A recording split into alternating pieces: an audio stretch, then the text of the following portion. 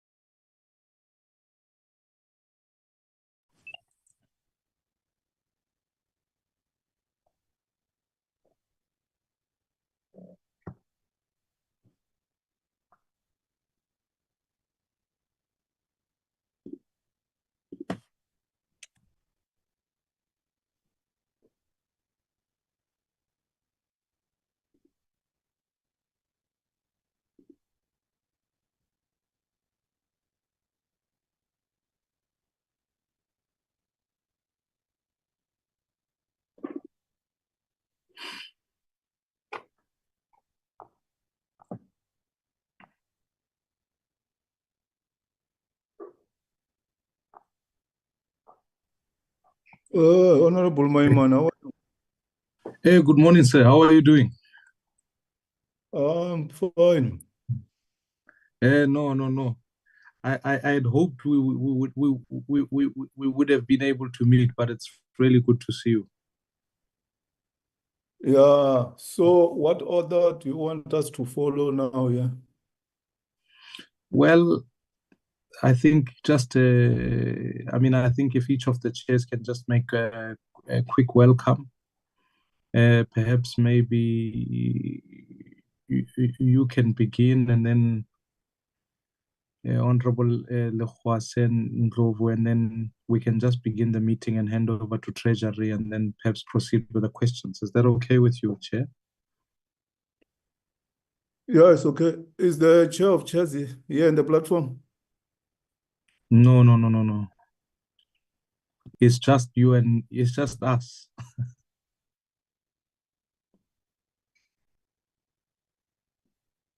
Good morning, Chairperson. Good morning. Hi. Sorry, I'm unclear who's speaking, so maybe if you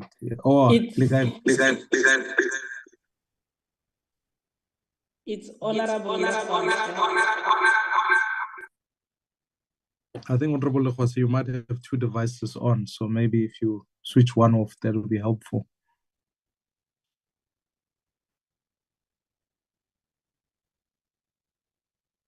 Now you are on mute. I'm just settling down now from one meeting, hence I am a bit disorganized. But now that I'm settled, good morning to your good selves, chairpersons, and all the members and colleagues on the platform. Yeah, fantastic. Is Honorable Ndlovu here, the chairperson of the Select Committee on Finance? She has requested that she'll be with us maybe in 5 minutes. So there she is. Okay, thanks. Good morning, everyone. Honorable chairpersons, Honorable Maimane, Honorable Maswanganyi, Honorable Lohase. Good morning, everyone, and I'm part of the meeting. Yes, I requested that I'll be only listening here because there were some other things that were disturbing me. Thanks, Honorable Maimani. No, I appreciate it and welcome, Honorable Member. Let me, if you wouldn't mind, it is now 4 minutes past 10 o'clock. I think we need to get going. We have a long agenda that is on the go. Honorable Maswanganyi, I don't know if you want to make some remarks. Let me allow you to open up, and then perhaps maybe what would be helpful, because it's a joint committee meeting, if more members rather than less, obviously when the presentation is going, if we can have our cameras off, but if you make inputs, questions, submissions later on, then if the cameras come back on, because then that way we know who is speaking, and we can you can intro yourself, and then we can go, and then we will allow for obviously for as the presenters present, they will then have the floor, and then we can go for deliberations after that. But let me allow Honorable Maswanganyi just to make, if you want to make inputs, over to you.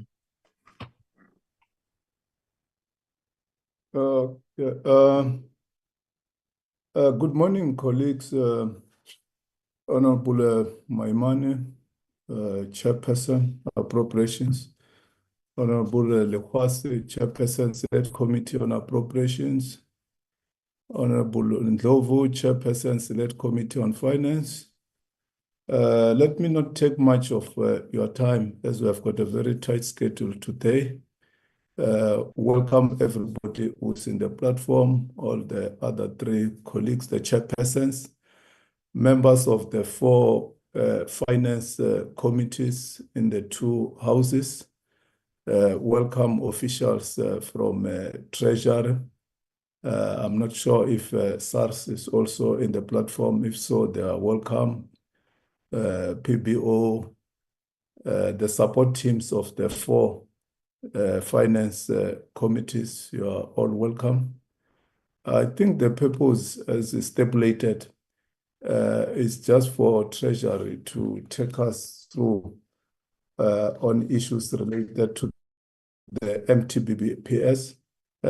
Of course, I don't think they have to go into long details, because per convention, we are going to have received the documents on the MTBPS tomorrow at the lock-up session.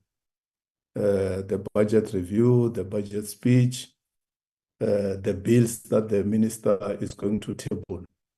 So I don't expect them to speak to those documents that the minister is going to table today. It will be about procedure and other related matters to do with the MTBPS and the budget. So we have to treat very, very carefully in this meeting, so that we are not seen to be preempting what the minister is going to table. Be that as it may, thanks very much, honorable members of the four committees. Let me hand over to Comrade Honorable Maimani, and then we'll also have other chairpersons coming in the other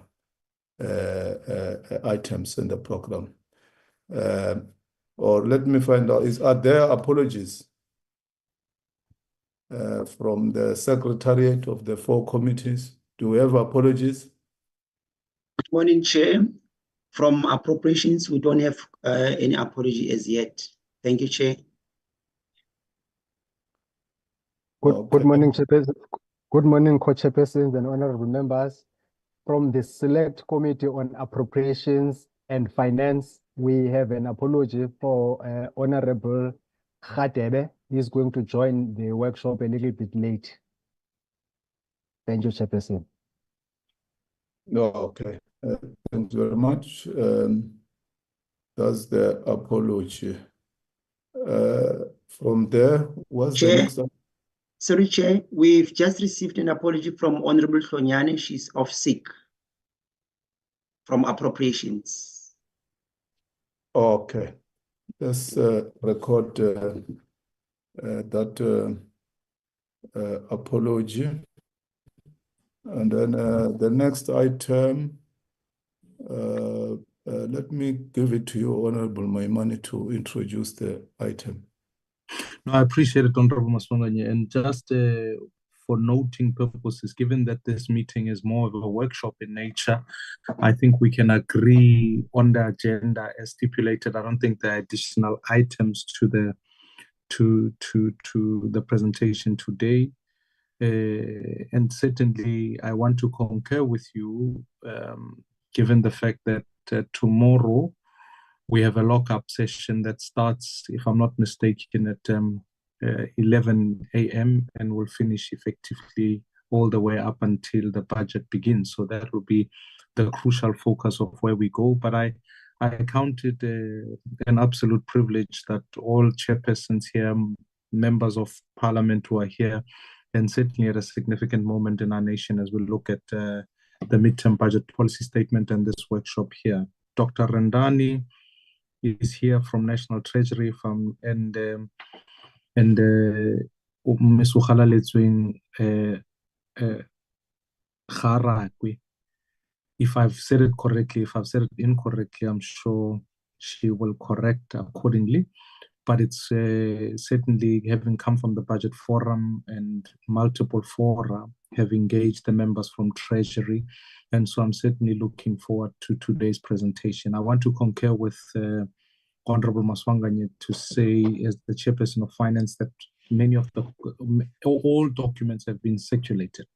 And I think values of workshops really come through when we engage in deliberations. So without too much time, let me welcome National Treasury and hand over to you to present. If you introduce the members, we can go from there. Thank you very much.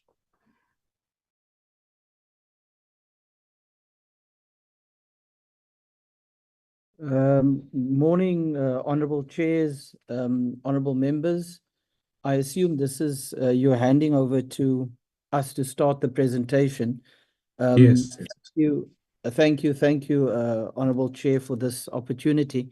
Honorable chair, you are correct. The key colleagues on our side is Rendani, who's head of public finance, Okhali, who's head of intergovernmental relations.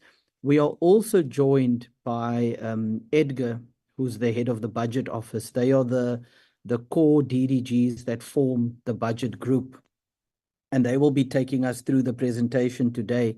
I did want to at least spend a few minutes with the committees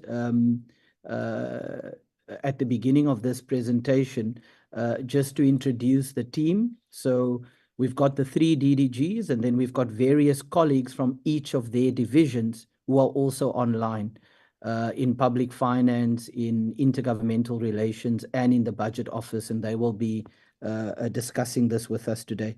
Honorable chairs, you are correct. We are approaching this like a workshop. So you will see in the slides are very process-oriented. It's about making clear what the different bills are, what the processes are that entailed in each of those. And then we've also included some dummy tables from previous documents that have been published. We note the point that, of course, we have to be very careful because we are a day before the tabling of the document. So even when we do the Q&A later, it'll be very important for us to not inadvertently tread into territory that will be covered tomorrow. That's going to be very critical so that we don't compromise the process associated with that. So all of the tables that you see, all of the references there are relevant for workshopping purposes, but they are from previous sessions.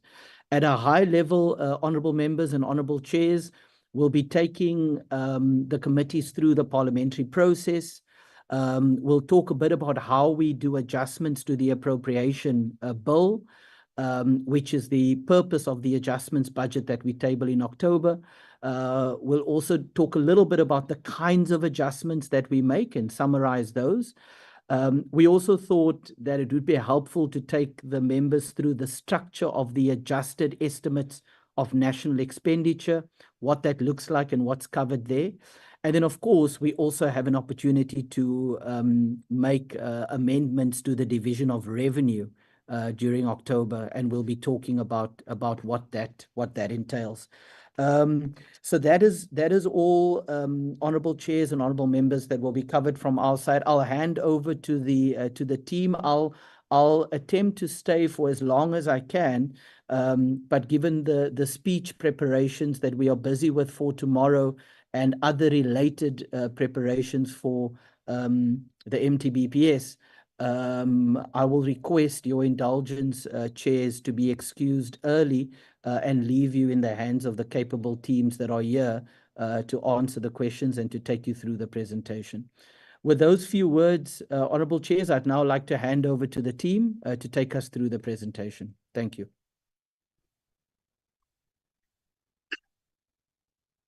Thanks very much, DG, and good morning, honourable members, and thanks for the opportunity for this workshop. Let me try to share my screen.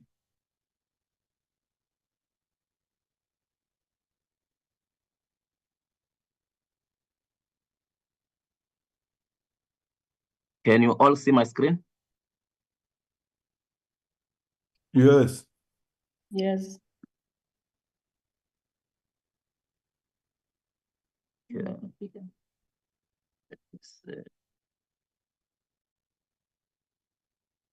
Okay, I will take you through the presentation together with my colleague, Ohali.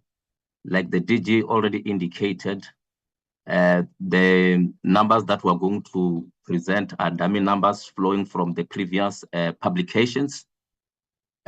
Somewhere it will get a bit technical, but we won't make it too technical. But I just hope that the researchers, they are part of the meeting so that they can follow some of the technical explanations. I won't go through the presentation outline in detail because I'm still going to cover all of these. Just as a way of introduction, like the DG indicated, that in the main, we'll be tabling the medium-term budget policy statement together with the adjustment budget, which is a legislated process. Section 31 of the PFMA states that the Minister of Finance may table an adjustment budget in the National Assembly as and when necessary. Recording in progress. So Section 32 of the PFMA further states that the adjustment budget may provide for 7 things.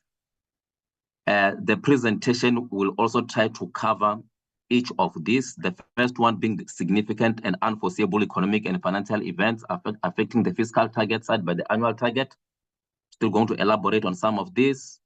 Unforeseeable and unavoidable expenditure. Any expenditures in terms of Section 16, which govern the use of funds in emergency situations, Section 16 of the PFMA. Money to be appropriated for expenditure already announced by the minister during the tabling of the annual budget. The shifting of funds between and within votes. Utilization of unspent funds, that's in respect of the environments. And lastly, the rollover of unspent funds from the preceding financial years. The Adjustment Appropriation Bill provides for increases or decreases to allocations set out in the main Appropriation Act. That's the Appropriation Act flowing from the budget tabled in February. And secondly, we also have the adjustment to allocations to provinces and municipalities as set out in the Division of Revenue Amendment Bill. My colleague Ohali will also elaborate on this. We also have an explanatory memorandum in the form of the Adjusted Estimate of National Expenditure publication, ANE, which explains the changes in detail. Included in there, we also have in-year performance and expenditure information. I'm still going to elaborate on that when I present on the structure of this particular publication. shifts of allocated expenditure and other adjustments that are subject to the PFMA and the regulations, as well as Section 5 of the Appropriation Act, just to highlight that the adjustment in the main are guided by Section 43 of the PFMA, Regulation 6.3 of the Treasury Regulations, and Section 5 of the Appropriation Act. So I'm still going to elaborate on this. So the adjustment budget serves both to effect necessary changes and to contribute to in-year oversight and management. So I will only dwell here on Section 12 of the Money Bill Amendment Procedure and Related Matters Act, which outlines the parliamentary process of the National Adjustment Budget.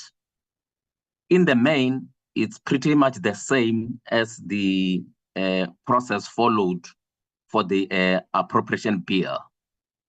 So in this case, like I indicated in my introduction, that the adjustment budget must also table the adjusted appropriation bill. So, and the minister must table a revised fiscal framework with the national adjustment budget if the adjustment budget effects changes to the fiscal framework. And after that is the division of revenue bill. And lastly is the appropriations bill. Is the same, like I indicated, that with the Appropriation Act, we start with the fiscal framework. Once that is done, we move on to the division of revenue. Once that is done, we move to the Appropriation Act. The process is the same. And lastly, any amendments to allocation for votes in the adjustment appropriation bill implies that additions to one vote must come from the reductions to another vote. Section 12, it also provides for the committee to provide the report or its recommendation, especially if there are changes to all those documents. For example, if there are proposed changes to the fiscal framework, the minister will be given 2 days to respond. If there are changes to the division of revenue or alternative proposals, the minister will be given 4 days to respond. And is the same with the Appropriations Act. So Section 12 details the parliamentary process to be followed, and which is pretty much the same as the one for the Appropriations Bill. So now coming to the tabling of the MTBPS flowing from Section 12 of the Money Bill and Related Matters Act, it provides for the tabling of the MTBPS 3 months prior to the introduction of the national budget. And it must include the following: the revised fiscal framework, explanation of the macroeconomic and fiscal policy positions, spending priorities of national government, proposed division of revenue between spheres of government, proposed substantial adjustment to conditional grants, allocation to provinces, if any, each national department. That's for the first 6 months of the financial year. So all those that I've highlighted in red, before that, let me also indicate the core documents tabled during the MTBPS. The keyword there is just core documents. There could be other documents that the minister can table on the day.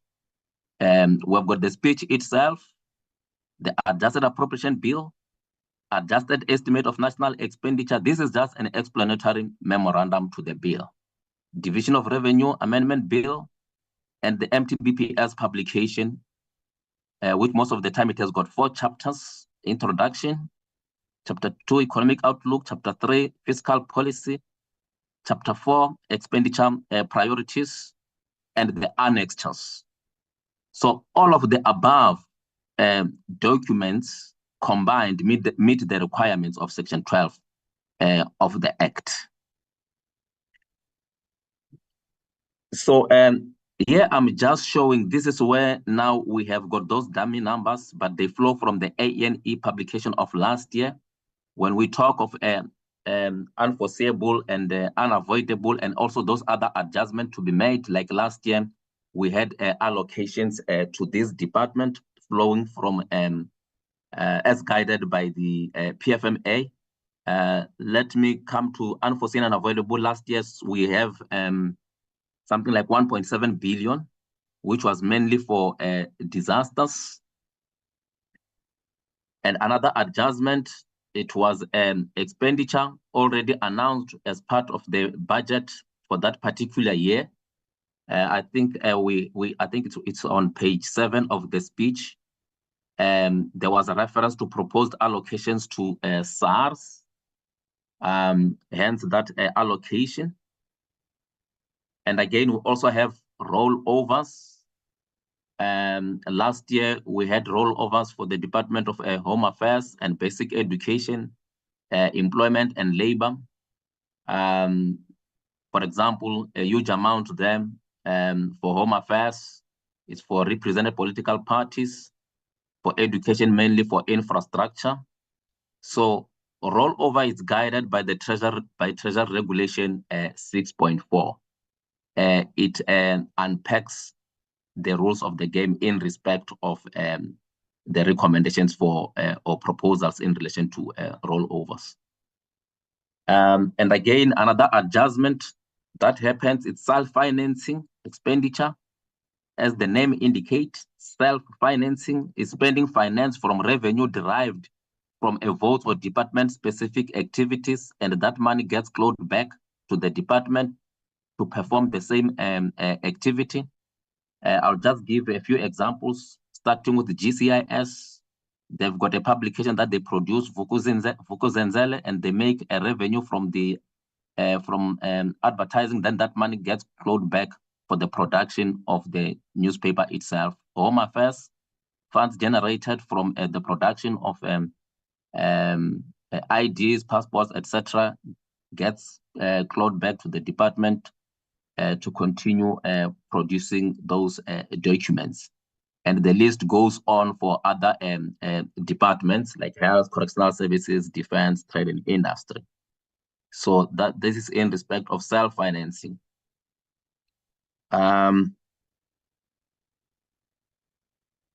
Again, we also have declared unspent funds. For example, last year in the Department of Forestry and Fisheries and the Environment, there were cancellation of the contracts, and 100 million was declared and deposited back into the National Revenue Fund. Now coming to the structure of the schedule for the adjusted appropriation bill, I'm using one of the votes, which is military veterans. Let me see if I can have a pointer here. Yes. Okay, so the schedule, which is part of the adjusted appropriation bill, it will have all the adjustment for all the votes. So using military veteran as an example, just in short, numbers in brackets, it's a minus, and the ones are not in brackets, it's a positive number. Overall, in this particular vote, we have got 48,419 million. That's a reduction overall. It's one of those adjustments which was made last year as part of the downward revision of the baseline for this particular department. Let me not dwell much on this because I still have the slides that sort of indicate this adjustment in detail per program for this particular vote.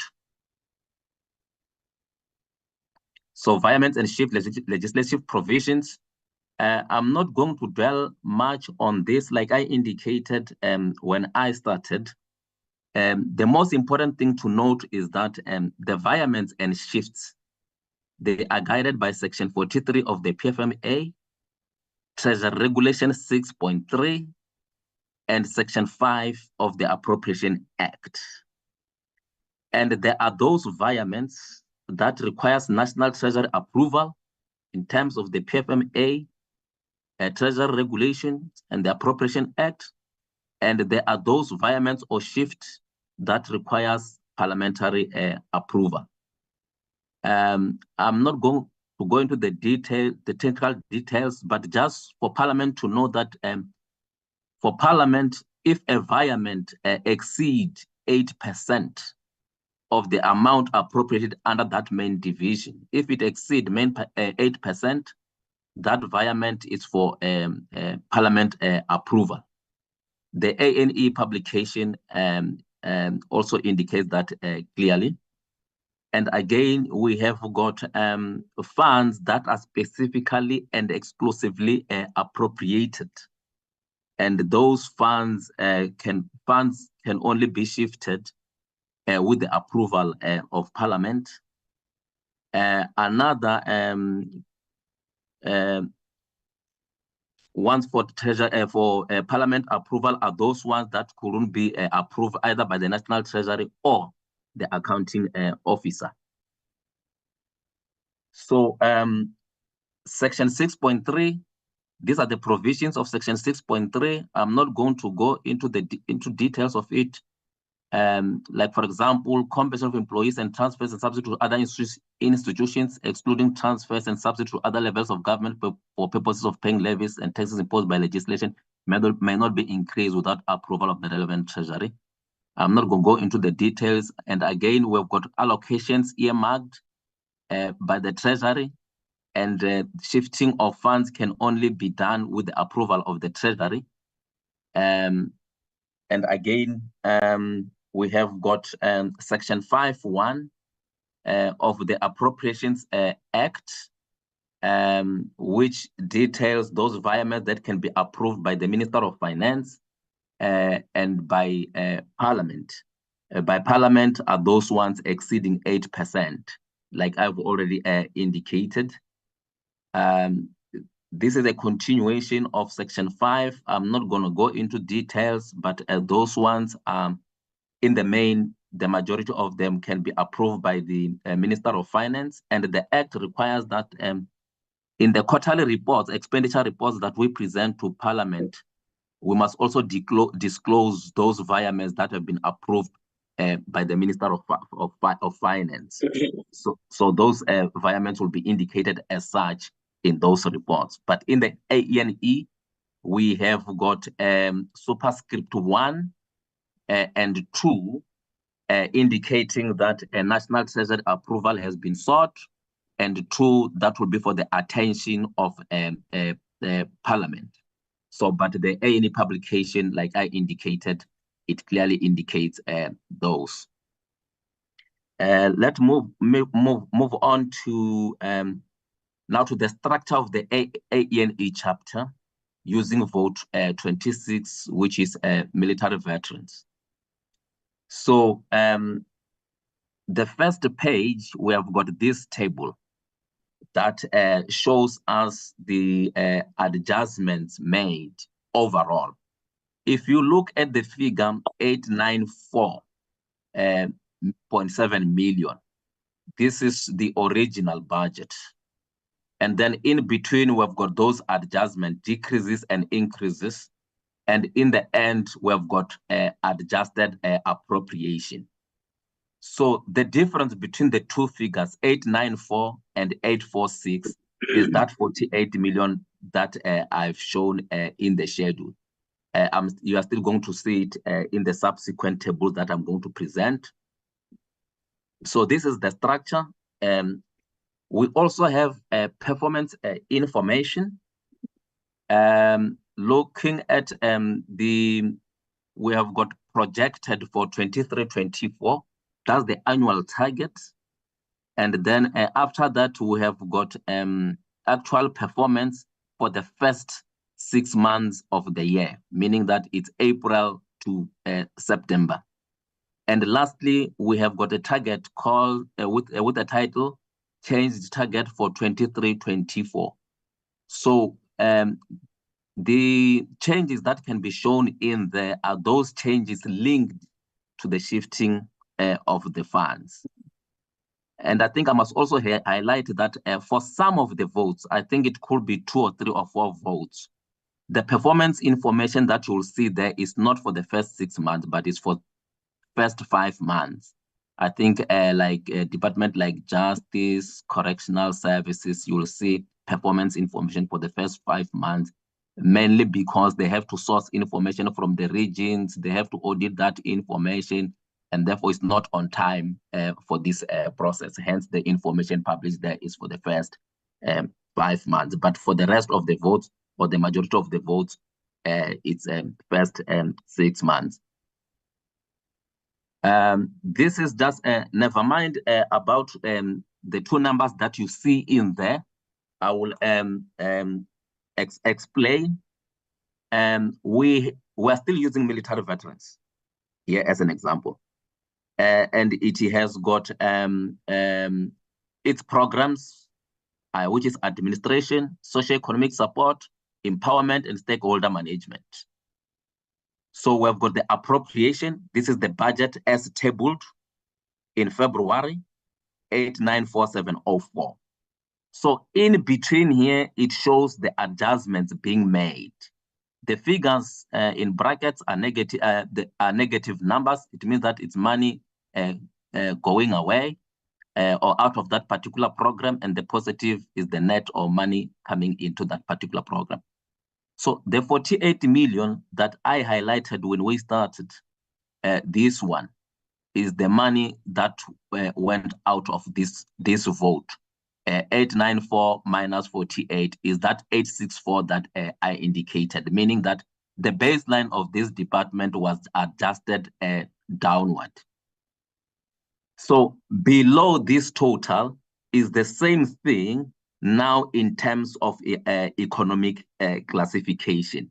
So you'll see at the bottom, this line here or this row is the same as the part. It's in terms of budget programs, and the bottom part is in terms of economic classification.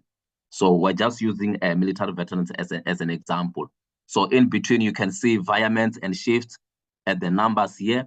So the net effect is 0 because it does the numbers shifting between or within programs. So there were no other adjustment in this particular department like self-financing, etc. Total adjustment being made, and then the revised baseline for each program. Here is the same thing now for program 2 as an example. So you'll see it has got its own sub-programs here, database and benefits management, its own baseline, the adjustments made. There was no any adjustment made in terms of amounts announced in the budget or unforeseeable and unavoidable.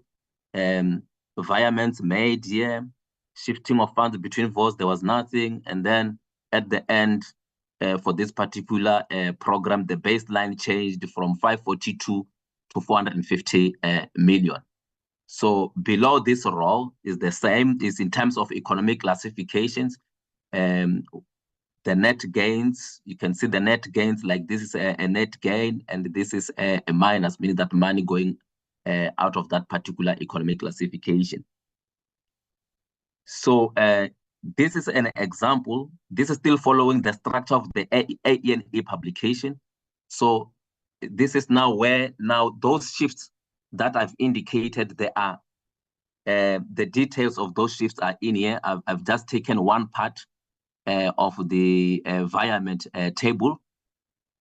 You'll see that, for example, I spoke about the superscript 1 and superscript 2. So superscript 1, this one, you will see it has got an explanation. National Treasury approval has been obtained. And then a 2, like this one, just using as an example, only Parliament may approve this environment. And I spoke about the 8% environment rule, that if it is more than 80%, then it is for Parliament approval. So you could see here, this is what I'm referring to, environments to other programs. Just to note that environment is shifting of funds between programs, not within a program, but between programs. Meaning that for this particular program 2, it was 7.9%. If this percentage was more than 8%, this was for Parliament approval. So, but they're still below they're below 8%. So meaning that they are still within the rule, but if it was above, this was for Parliament to approve. So this is just one example. On the left, it's where the money is coming from, and on the right, it's where the money is going to, both in terms of the programs and economic classification. So in the end, you can see 124, 142 minus, and then 124, 142 plus, where it is going to. Suppose the net is supposed to be 0.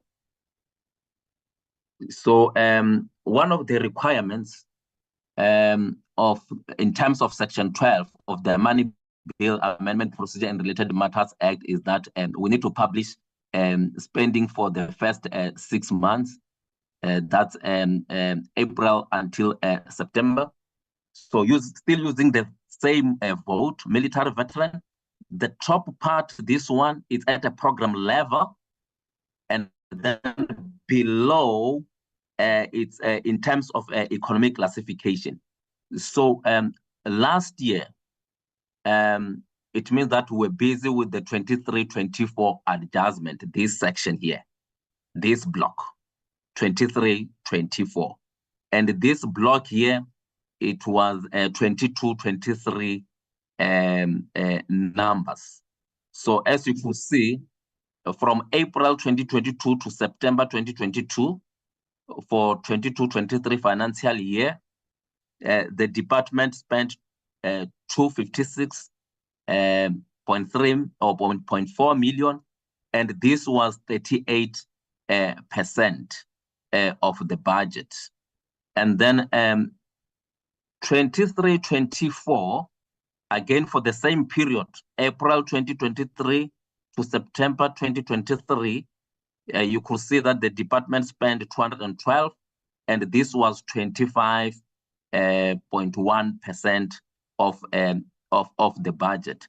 And in the report, there are details in terms of what explains the variances and the spending progress for that particular year. So in between here is just the annual outcome for the full financial year. The department spent almost 92% of its budget. So this one is just the adjusted appropriation for that particular year. So this is in terms of expenditure. The receipt is the same, but it's not requirements in terms of Section 12. Section 12 talks on of expenditure. Receipts is the same principle of comparing what happened in the previous financial year and the current financial year, and the outcome for that particular year in respect of departmental receipt. I will now hand over to my colleague, through you, Chair Okhale, to take us through the Division of Revenue Amendment Bill. Thanks to you, Chair, and through to I can now hand over to Okhale through you. Thanks. Good morning, honorable chairs and honorable members. So I'll be taking you through the Division of Revenue Amendment Bill. My name is Okhale Rekwe from Intergovernmental Relations Branch, as DG has indicated. So members are aware that the President assented to the Division of Revenue Bill in June this year, which gave effect to Section 214 of the Constitution that talks about dividing the division of national revenue to among the 3 spheres of government, and also in that would have included the horizontal division of the equitable share for provinces, and as well as to local government, and as well as it will have also conditional grants. So as Dr. Randell has indicated, essentially the Division of Revenue Bill, Revenue Amendment Bill, affects the changes that has been made to this Division of Revenue Act that was passed by the previous Parliament. So normally the structure of our presentation will cover the overview of the Division of Revenue Amendment Bill, which will indicate the changes to the different schedules. As members would be aware that the Division of Revenue has 7 schedules, The first one is the vertical division. The second one is the provincial allocation. I think the third, local government, and then there are conditional grants, different types of conditional grants from 4 to Schedule 7. So it will also indicate the changes to provincial allocations, and I'll make an example as well, like Dr. Randela did, but will not go through those details of the, like he did. I think those will be done by the provincial governments when they table the adjustments, the appropriation bill in particular. So we'll also have changes to local government allocations, changes to gazetted conditional grants frameworks and allocations, and as well as our presentation will have a division of revenue for the 2025 as presented in the MTBPS.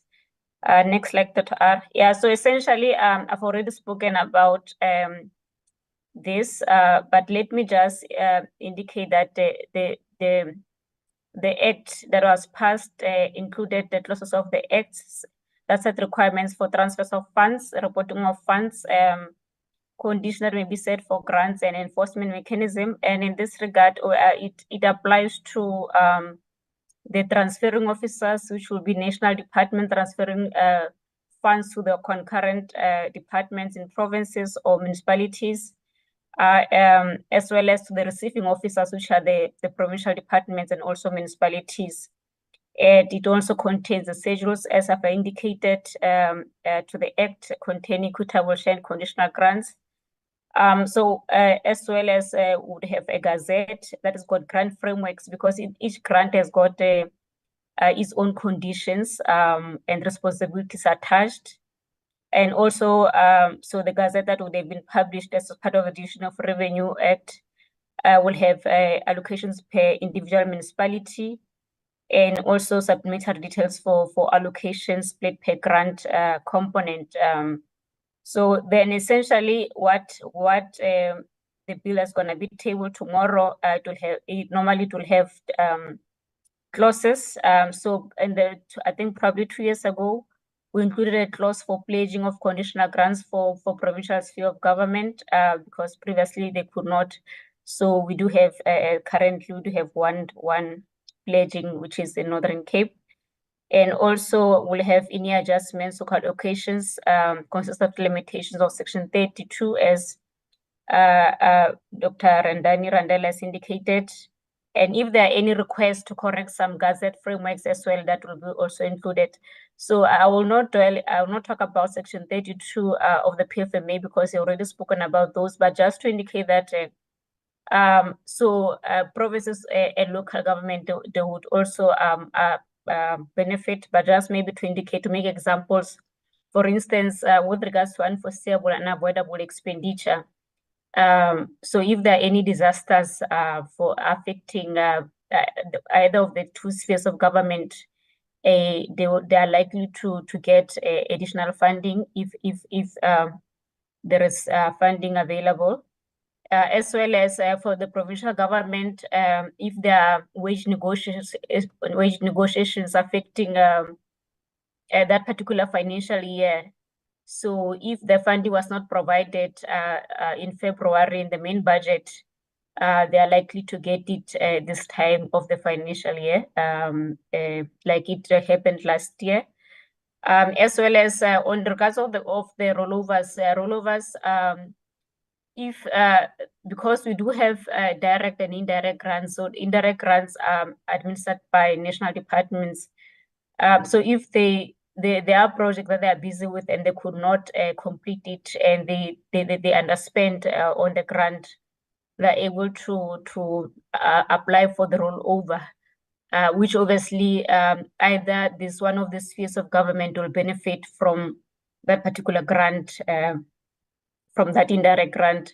But also it could happen that with the direct grants that are sent directly to provinces or municipalities, that by the time the financial year ends, that some funds were stopped, but in that, as the stopping is allowed in the Division of Revenue, the funds were stopped, but then there's a realization that the projects are in progress, and the funds are committed, there's a need for funds to be transferred to that department or municipality. Then if the rollover is approved, they're able to get that funding as well.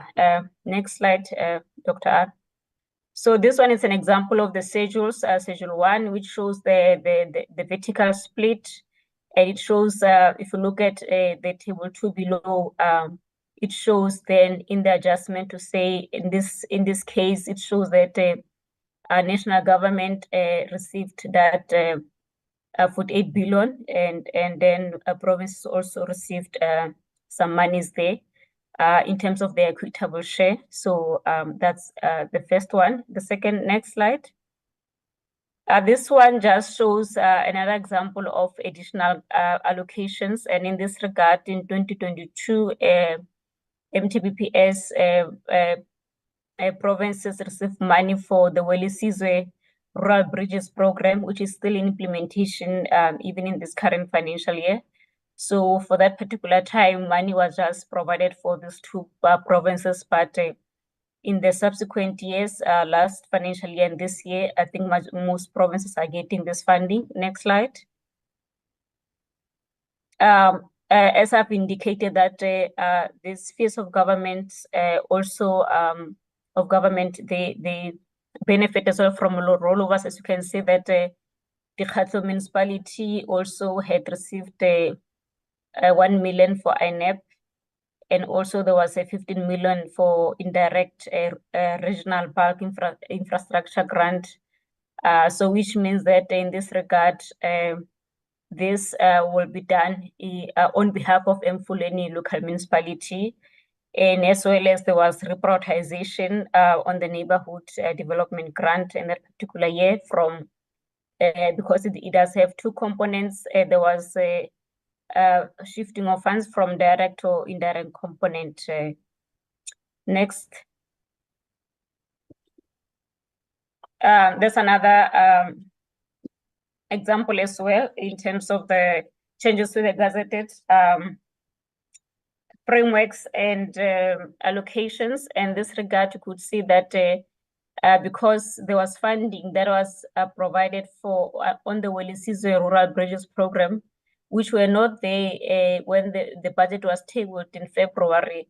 So therefore, the grant framework is amended to allow for spending to respond to this, and also for the rural bridges and also the disasters, as well as the education infrastructure grant, as well there was funding provided in these grants for disasters, informal settlement as well. There was ring fencing of funds in this regard.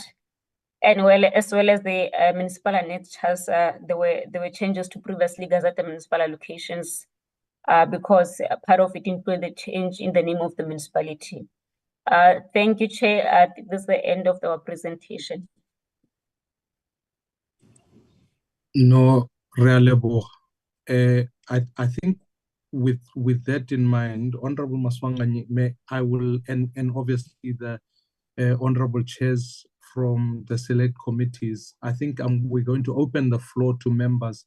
Obviously, it becomes a little bit tricky to identify all members, and so maybe if you indicate who you are as you speak, and then we go from there, and then we'll take the first round of questions, probably 4 or 5, and then respond, and then Honorable Maswanganye, if you can take the next 5, etc., and then we can go from there.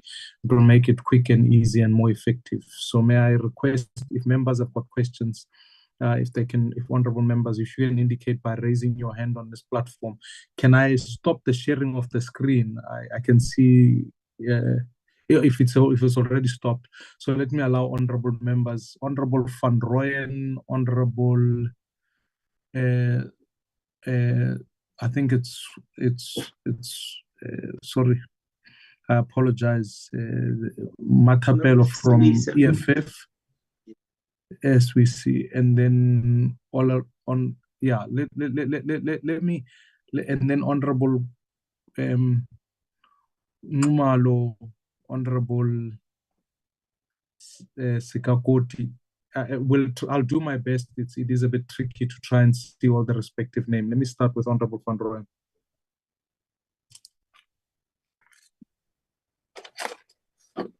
Thank you very much, Chairperson. And also a very good morning to all participants, including our leaders in the form of chairpersons of various finance committees. And allow me, Chair, to start by appreciating the presentations made.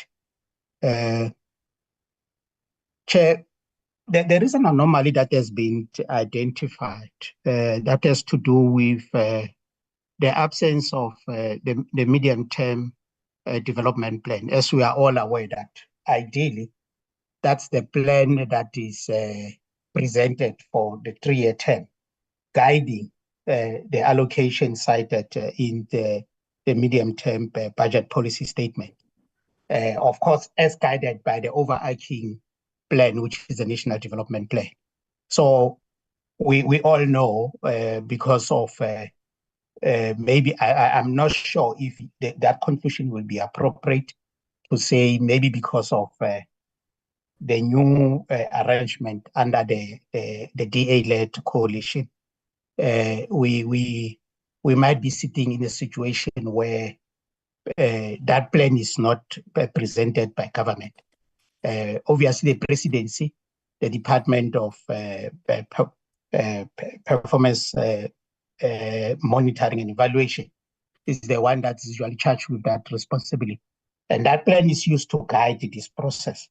Now, I'm not sure what has been used, to guide the muted allocations if that plan is not in existence. And then secondly, there's been this panel recommendation on the capacitation of municipalities. So as we realize value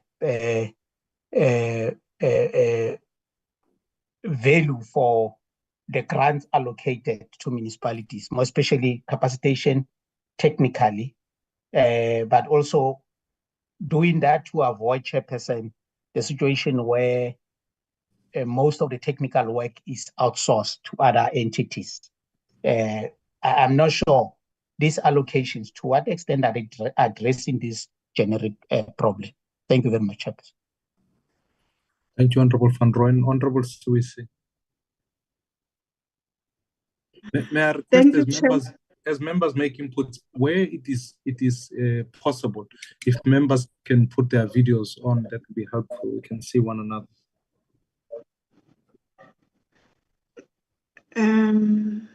Thank you, Chair.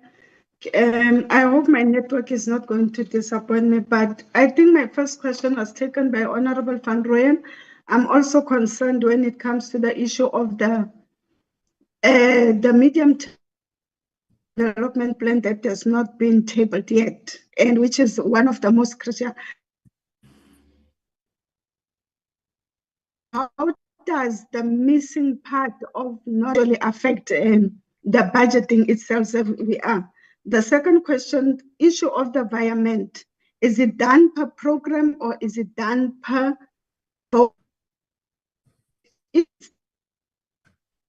program? How many of these environments are allowed to feature in a vote?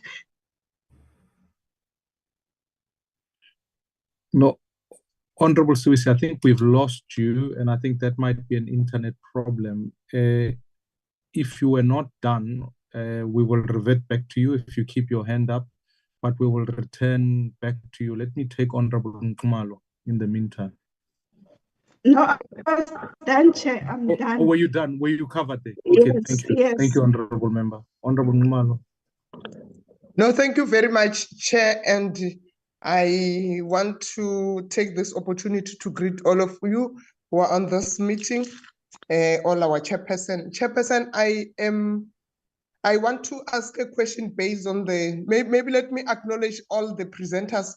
The question on the issue of environment, because it's one of those things that is happening.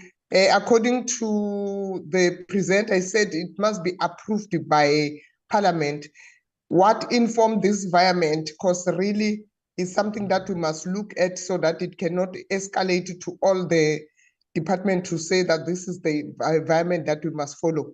And as Parliament, we must be informed as to what is it that inform this environment.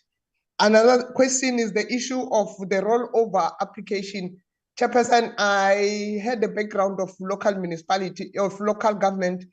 Most of the municipality will be applying for this rollover, and if not, money will be taken out. And as much as those municipalities have promised our communities in terms of service delivery, you find the money is no longer there, and the promise is no longer fulfilled.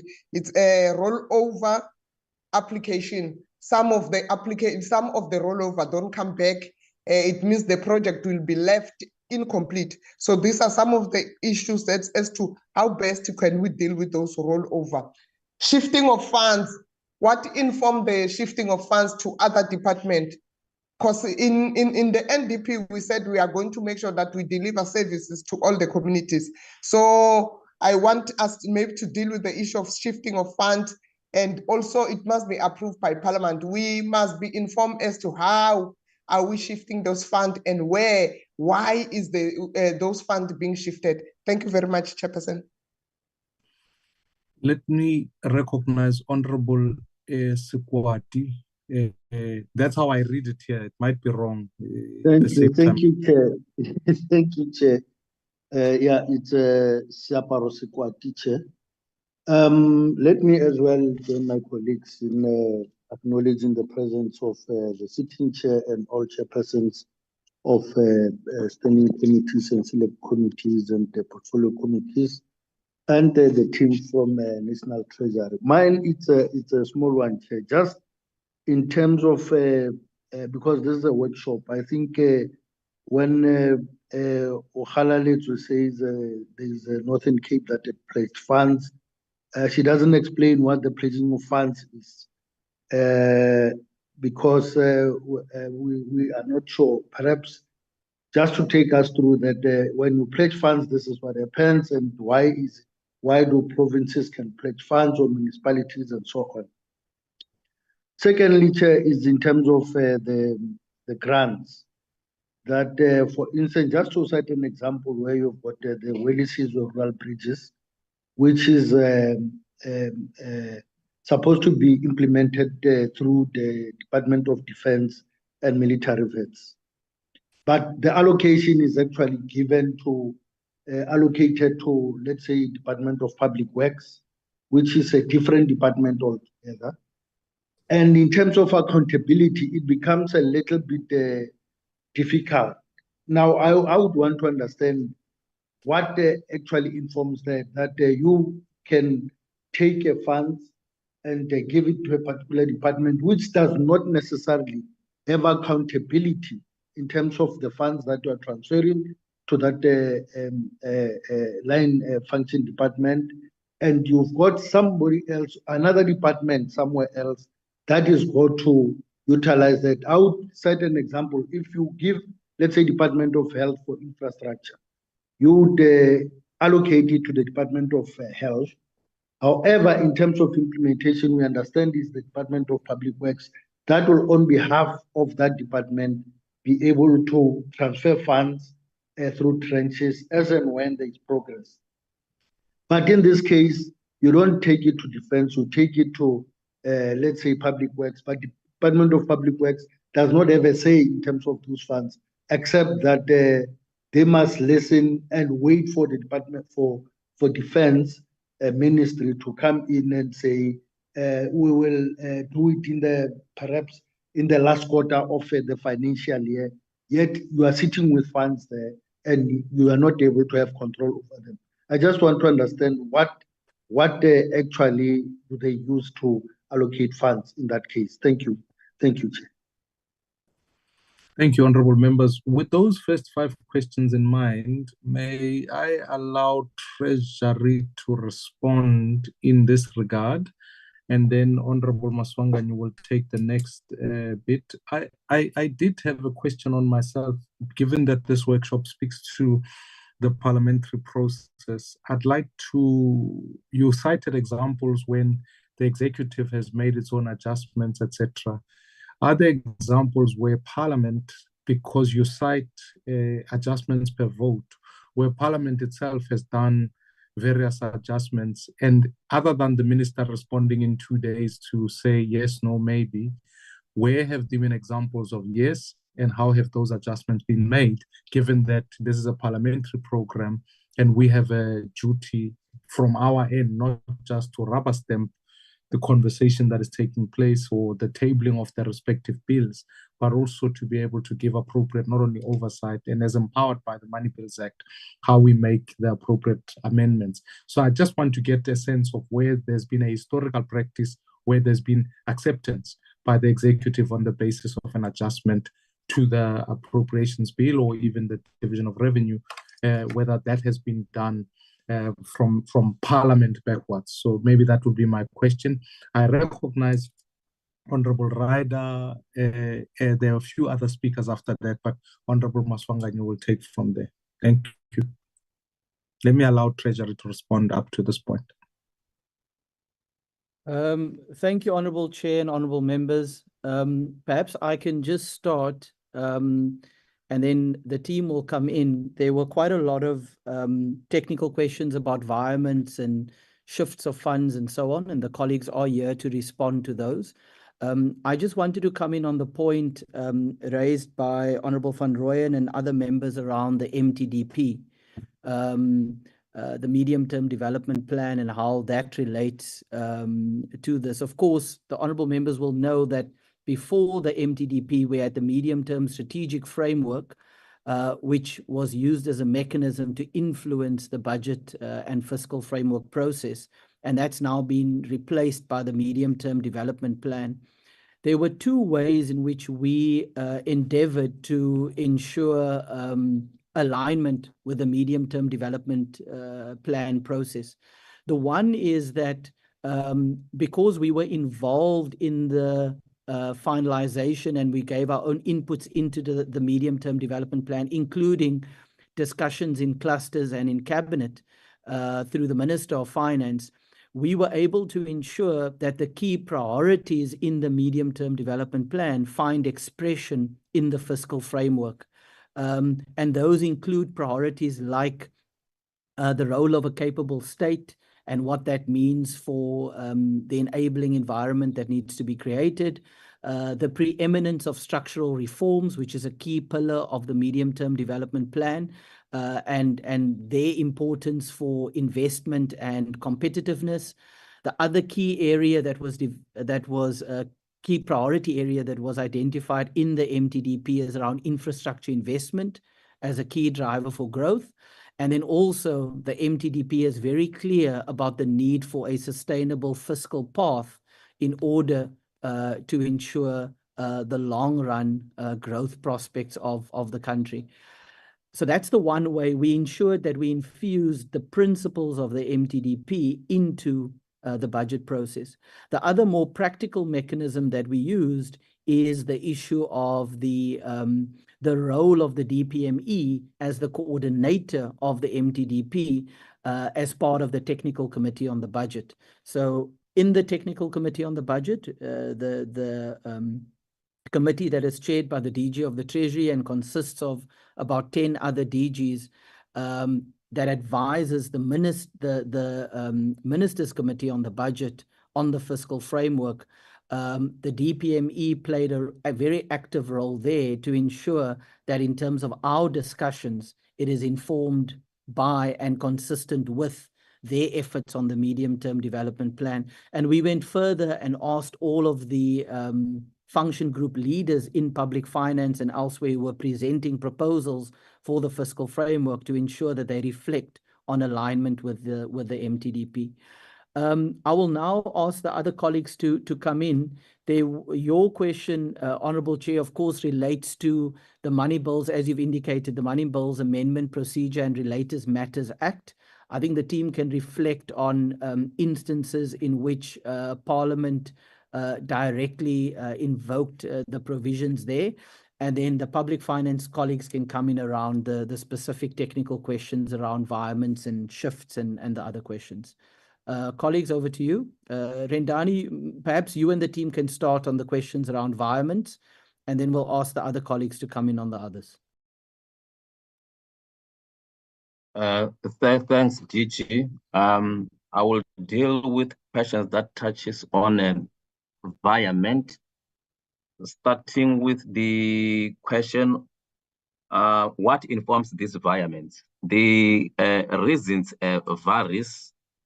There could be instances where, for example, there is misclassification of the economic classification itself between programs or within a program.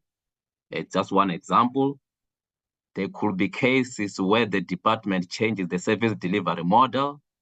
For example, where maybe the department thought it's going to appoint a service provider, and then later on, maybe it changes the service delivery model where that service can be delivered by a public entity under that particular department. And that is no longer goods and services, now it's transfer payment. There could be reasons of spending lagging behind and likely to result in underspending at the end of the financial year. And yet maybe in a particular program, there are shortfalls. It could be shortfalls in respect of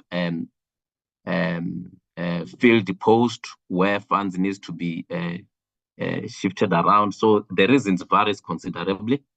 And again, shifting of funds to other departments, what informs that? There could be issues of function shift from one department to another, and that has to be effected during this time of the year. It's one example. And again, there could be another vote struggling. It's under pressure, its budget is under pressure, whereas there's also another vote where there is a potential underspending. For example, you may find that one of the big contracts has been cancelled in that particular department. One of the slides I presented declared underspending in 2024, declared savings by one of the departments because the contract was cancelled. So that's with regard to function to shifting of funds to other departments. Honorable member number 2, I didn't get her name, but I think she was breaking up. The first part of her question, it was in relation to as to whether environment down per program, that's the only part that I've captured. Let me explain. I hope maybe I will also be answering a question because I didn't get clearly because she was breaking up. Environment is the shifting of funds between programs, like shifting of funds from program 1 to program 2. We also have a shifting of funds within a program from one economic classification in the same program to another economic classification in the same program. So like I indicated in my presentations, in the main, there are 3 legislative provisions guiding the shifting of funds through environments. We've got Section 43 of the PFMA and the Treasury Regulation 6.3, and again, Section 5 of the Appropriation Act. So there are different subsections talking to what is allowed and not what is allowed and not allowed, and the authority with the powers to approve those environments, whether it's the accounting office or the National Treasury or Parliament. So the ANE itself publication, it outlines those environments in details. I will, with regard to as to whether in the past the budget was adjusted, what we have experienced are recommendations that says going forward, please consider X, Y, Z, not necessarily to say not a recommendation that was leading to the not passing of the fiscal framework or division of revenue or the Appropriation Act. It's basically recommendations which were sort of making a recommendation that going forward, please consider X, Y, Z. And in terms of the money bill, we have to respond. Some of those, they emanate from this committee's reports and some from the portfolio committees in the form of BRRRs. And we respond to those on how we've addressed those recommendations. And they are part of the annex of the budget review. I will now hand over to my colleagues in PF before I hand over to Okhali if there's anything else to add, colleagues in PF. If none, and I've dealt with all of them, I can now hand over to Okhali. Back to you, Chair. Okhali? Okay, thank you, Chair. Thank you, Rendani. So I'll ask Jan to respond to the capacitation question and also the rollover application process for municipalities, and then I'll deal with the pledging of funds and the Welisizwe. Jan, please respond to those, then I'll come to and respond to others. Thank you. Good morning, Honorable Chair and the members. As far as capacity issues in local government is concerned, Chair, if you look at the Division of Revenue Act and its schedules, you'll come to the conclusion that on average, there's about 2.5 billion rand that we annually set aside for building capacity in local government. Chair, the policy team that's also with us has done recently a capability study, and they've reconsidered all the capacity programs across the local government sector, and they came to the conclusion on average that we're spending about 9 billion rand on capacity programs over a wider spectrum of departments, institutions. Chair, and in addition to that, we have what we refer to as the Municipal Financial Improvement Program. Chairperson, this is where we deploy experts or advisors to National Treasury, provincial treasuries, as well as municipalities. And Chair, we have approximately 102 of these advisors that's been placed, and it's about a third across the different spheres of government.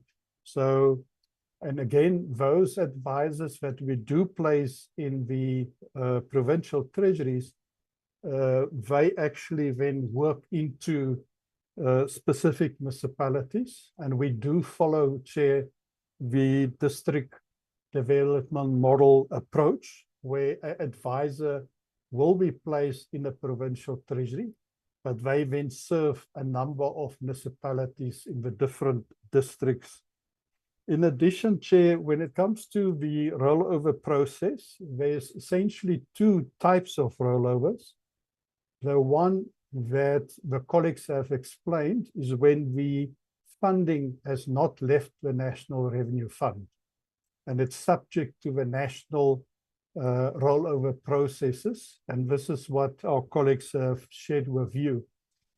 Honorable Chair, once the cash has left the revenue fund and it's in the books of a municipality, then we follow a similar process. Chairperson, we issue 2 budget circulars annually for municipalities, the first week in December, and normally a week after the national budget. We then explain the criteria, the procedure, the practices of how a municipality should go about to then apply for a rollover. The Division of Revenue Act indicates that if there's a legitimate commitment, then there's actually no reason why the rollover should not be considered.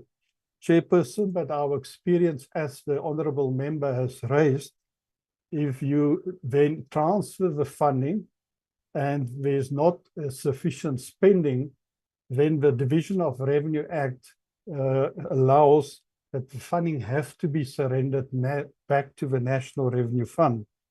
And one of the test, honourable members, that to be applied as the National Treasury, we actually see if that rollover request is backed by cash. So if we allocate 100 Rand, the numbers suggest that you've spent 80 Rand, then there should be 20 Rand in the bank. And that will justify a rollover request. So we have, unfortunately, Chairperson, experience over time that municipalities use the funding for other purposes. And we then have instituted practices where it becomes much more transparent, properly disclosed in the annual financial statements. And if we do find that there's not cash in the bank, then unfortunately, we are not in a position to approve a rollover request. Ohale, I hope that covers the rollover part as well. Thank you, Chair. Thanks, Ian. Yes, it covers the rollovers. So with regards to the pledging of funds, I will respond then. I think Wendy, if you want to add, you'll add. So on the pledging of conditional grants, it was included in the Division of Revenue Amendment Bill in, I think, 2022. Essentially just to allow the provinces to borrow against their conditional grants allocations. And the example that I cited there, Honorable Chair, is the one of Northern Cape, where the Department of Cooperative Governance and Human Settlements in the Northern Cape borrowed against their Human Settlements Development Grant.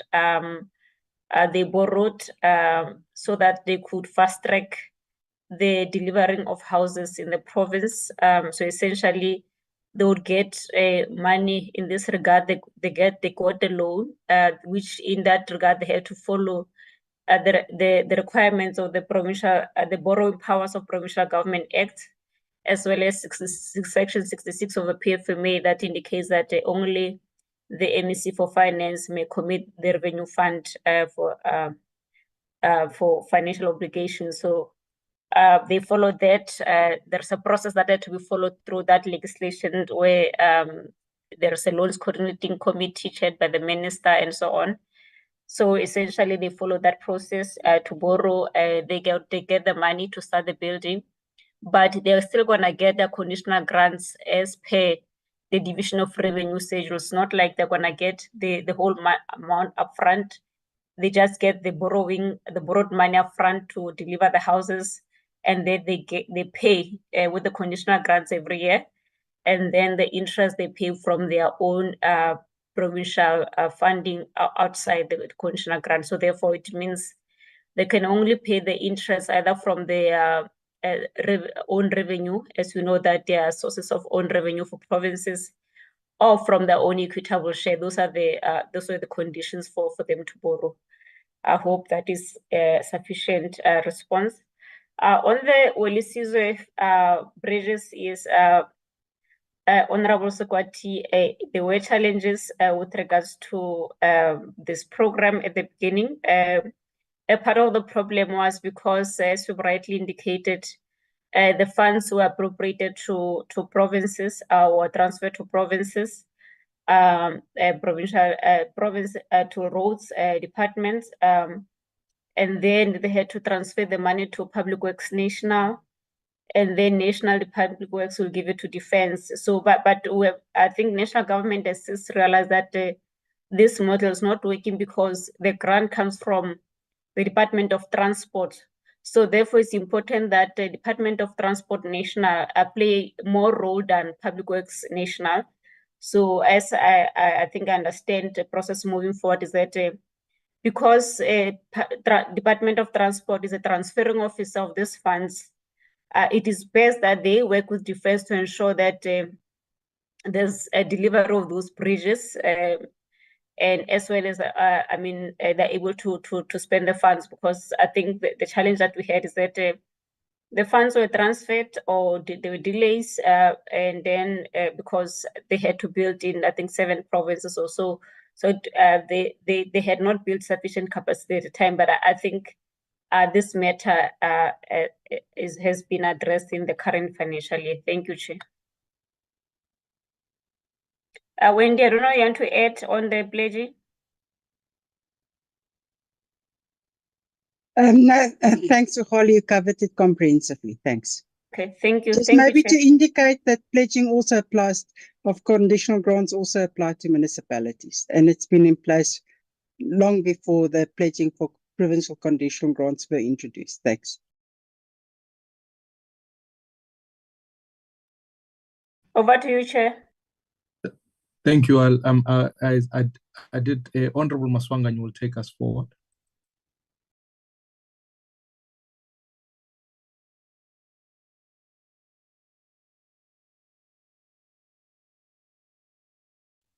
Or not. Or perhaps not. But I'll speak to, let me in the meantime recognize Honorable Ryder, and then there is Honorable, it was Umpile, and then I would be a little bit, I would never want to mispronounce an honorable member's name. It's a Beasley, and then Honorable Umpi. Honorable Van Rooyen, I see your hand is back up. I'm not sure if it's a follow-up or another question. And then Honorable Sbongis Majola. Or will then, those are the questions that are on the table, if I'm not mistaken. Honorable Van Rooyen, have you got a follow-up, or is it a fresh hand or an old hand?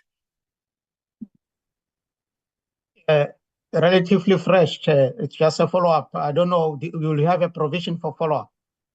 I will do that. Let me take the fresh hands, and then we'll revert back to you, Honorable Van Rooyen, if that's okay. So let me start with Honorable Ryder, and then Umpi, and then Beasley, and then Honorable Van Rooyen. That should be okay in that regard. Those are the questions that we see on the platform at this stage. I see no other additional hands. Let's move from there. Thank you very much. Honorable Lekwase, Chairperson. Honorable Ryder Lekwase has raised a hand, Chair. Oh, okay. Noted, Honorable. Got it from there. Thank you so much, Honorable. Let me, without being overly Honorable Ryder, and then let me allow, if you wouldn't mind, can I ask Honorable Lekwase to proceed before you, and then Honorable Ryder, you can go if that's okay. Sure. Thank you, Honorable Lekwase. Thank you very much, Honorable Chair, and thanks for the presentation that has been put before us. Chair, I was partly covered by the questions that you posed earlier, but following up on that, one would have an interest on how does the adjustment budget incorporate with the recommendations from Cabinet in practice. My two last questions are, Mr. Randela has mentioned something about the Appropriations Act. As I know, there are specific regulations attached to maybe the PFMA and the Appropriations Act that governs the shift of allocation of expenditures. Now, one would want to know how is compliance with these regulations monitored and enforced maybe throughout the budget assessment process. I'm asking this question, Chair, as this is an induction and one needs to be clarified on such. My last question, Chair, is how does the Section 16 of the PFMA govern the use of funds in emergency situations, and what types of emergencies are typically recognized? In what ways do emergency funds with broader budgetary framework defined by the PFMA? Thank you very much, Chair. Thank you, Honorable Member. Honorable Ryder. Thank you, Chair. Yeah, I think that there's obviously a temptation to ask a raft of questions, but respecting the process, I think one needs to hold back and hear what the process, what unfolds tomorrow when the Minister delivers his speech. So, noting that, I'm going to limit myself, I think, to a comment and two questions. And the comment is, of course, just a disappointment. Most people who know me will know that I'll be disappointed that Mfuleni is rolling money over rather than spending it expeditiously to resolve the pressing water problems that are there. Obviously, that's not necessarily for Treasury to respond to, but yeah, just something for me to put on record and voice my dissatisfaction with the fact that in spite of the substantial need, there doesn't seem to be an urgency in spending.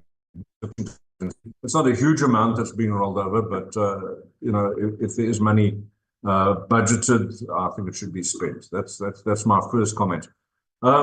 Questions I have, Chair, relate first of all to the powers of Treasury. Once you've noted through the intra-year reports that you receive from both provinces and municipalities, once you see a trend of abuse or misspending of funding, what powers rest with you to kind of claw back or to put a stop on further disbursements? If you can just speak specifically to that. And then the second and final question, Chair, is relating to the debts that municipalities owe to Eskom and to the various water boards, and the progress that's been made in terms of getting to a situation where these debts are able to be paid. Noting that service delivery needs to go ahead, and as much as those historical debts need to be repaid, there needs to be a balance found between honouring one's historical commitments and the commitments to our residents in terms of ensuring that service delivery goes forward. I have seen that the Eskom Debt Relief Bill or Act has had the impact that one would have hoped that it would have, as municipalities struggle to deal with the sometimes onerous conditions that are being placed on by those arrangements. If there's perhaps an update and maybe a way forward in terms of finding a better solution. Thank you very much, Chair. Honorable Umpi. Thank you very much, Chair. Greetings to yourself and the other chairs. I don't know what you did with our chair, Dr. Maswanga, but we'll take it out of this meeting. And then greetings to the colleagues and the officials from National Treasury. Chair, this MTBPS is the first one of this administration, which find us in a concoction of some call it GNU, we call it the Grand Coalition with the Democratic Alliance.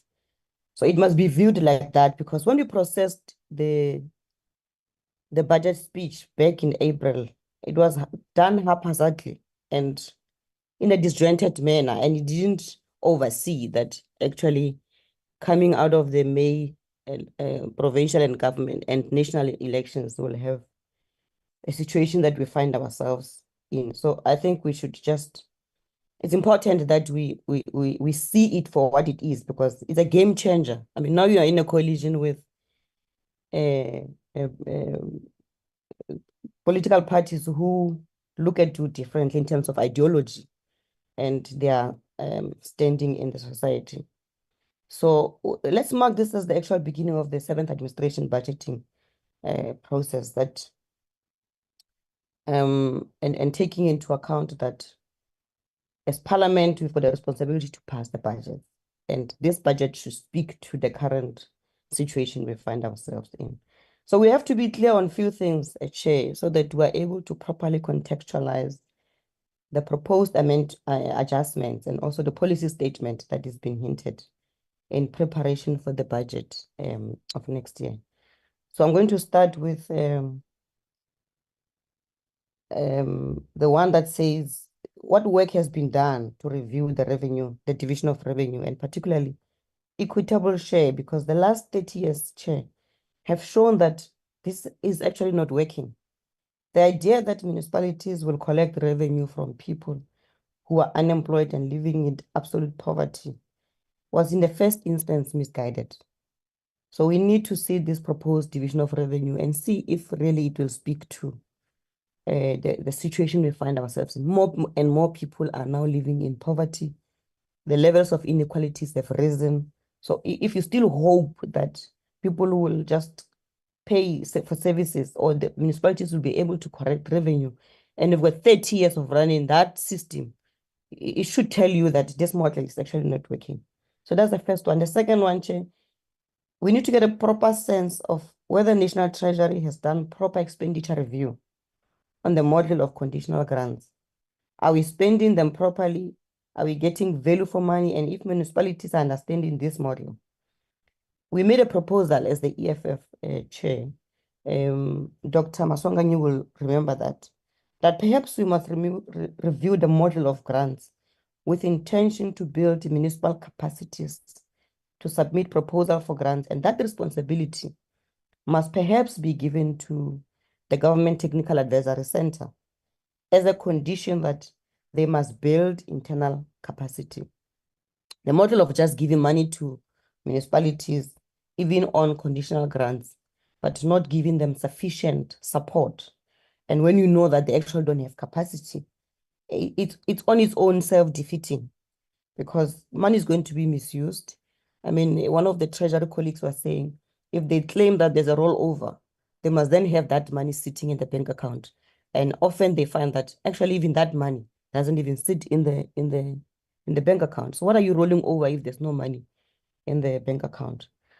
Lastly, perhaps as Parliament, together with the Financial and Fiscal Commissions, the Parliamentary Budget Office, we can also make it a joint exercise where we need a proper review, one that is not guided by National Treasury, but guided by ourselves as legislators to understand the trends of these adjustments and environments, and understand the patterns and how these are linked with service delivery, and not treat this as merely numbers, but understand their impact on service delivery. It's one thing to say we are moving money from this portfolio to that portfolio, but still there's no improvement in terms of service delivery to our people, because at the end of the day, these monies that we are regulating and we are approving ought to deliver services to our people. So we must do this, Chair, linked with attempts to understand the impact of underspending and budget cuts on service delivery. It is then that this exercise will actually be meaningful, and we can assure you that we do not have provinces and municipalities returning monies and grants which they are failing to spend. A typical example is Northwest Province. In the past financial year, they returned 1 billion rands back to Treasury. 450 of that was on conditional grants. The year prior to that, they returned 800 million. So you can just see that there is no willingness.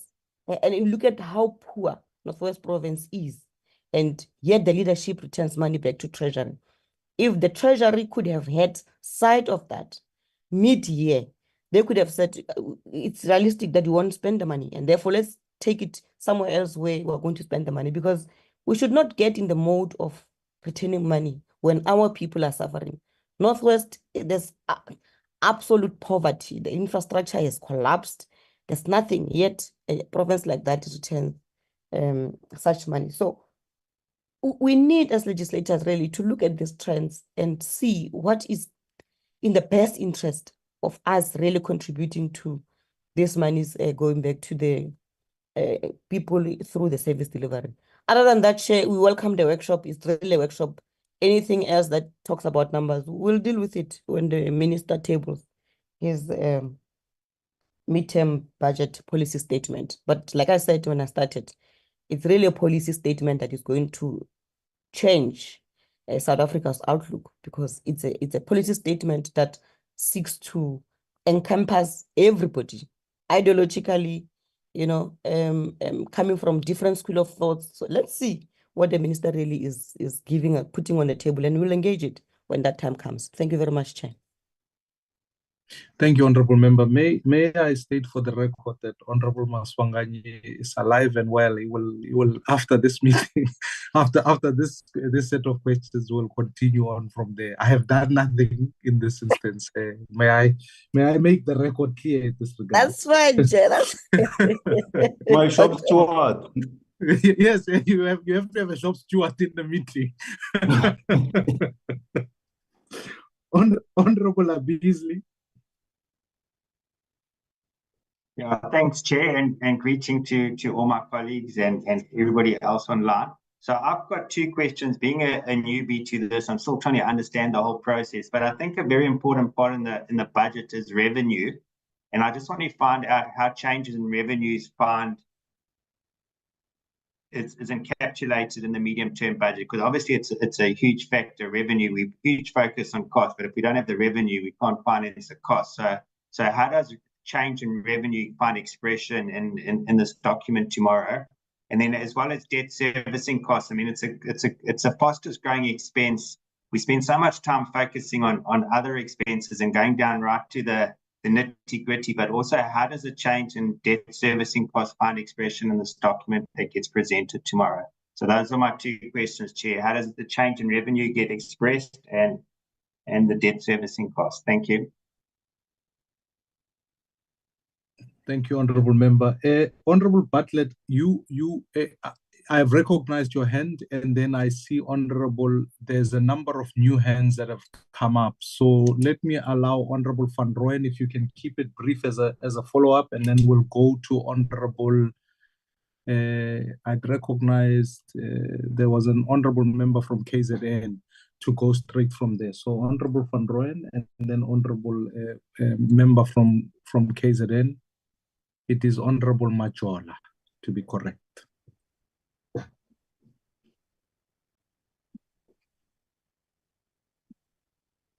Oh, thank you, Chair. Chair, I appreciate the response from Treasury on the absence of the medium-term development plan.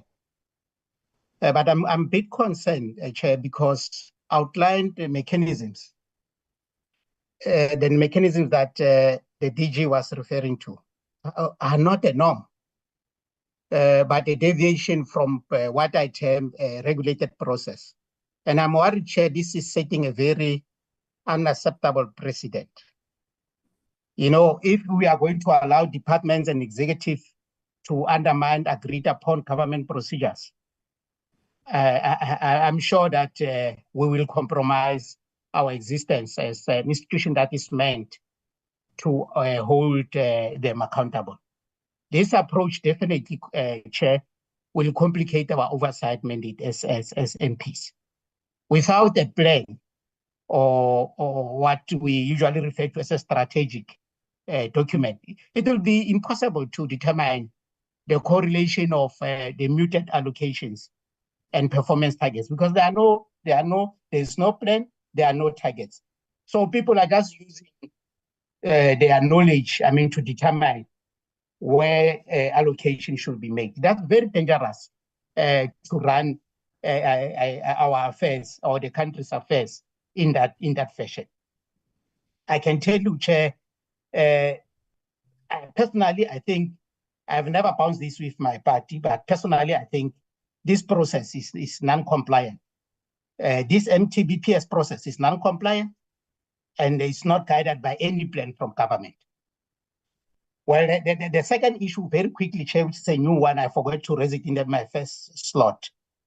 You know, this issue of military under expenditure of military veterans, this yo-yo-like type of expenditure that we are seeing in that ministry, it has been a perennial expenditure problem.